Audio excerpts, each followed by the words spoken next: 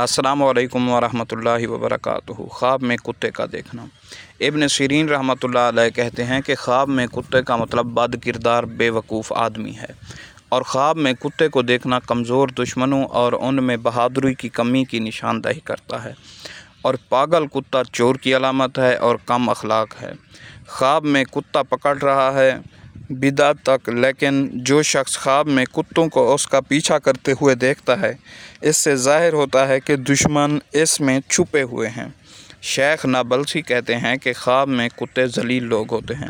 اور خواب میں کتا بخیل، کنجوس اور دنیا پر اس کے بوجھ کی نشاندہی کرتا ہے، اور خواب میں کتے کی علامت یہ ہے کہ وہ ایک ایسا آدمی ہے جو گناہ کرنے کی جرأت کرتا ہے،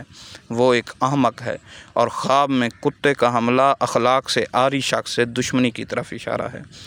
ابن سیرین رحمۃ اللہ علیہ نے فرمایا، خواب میں کتے کا کاٹنا اس بات کی طرف اشارہ کرتا ہے کہ دیکھنے والے کو کچھ برا ہوگا اور اس میں کوئی بھلائی نہیں ہے، اور جو شخص خواب میں کتے کو کاٹتے ہوئے دیکھے تو وہ بدعتیوں کی پیروی کرتا ہے اور ان کی بدعت کا قائل ہے، اور کتے کا کاٹنا مکروہ ہے۔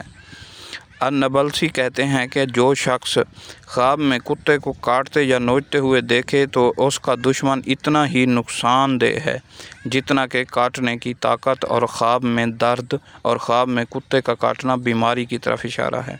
اور خواب میں کتے کو کپڑے پھاڑتے ہوئے دیکھنا غیبت اور غیبت پر دلالت کرتا ہے، اور غیبت کرنے والا احمق ہے۔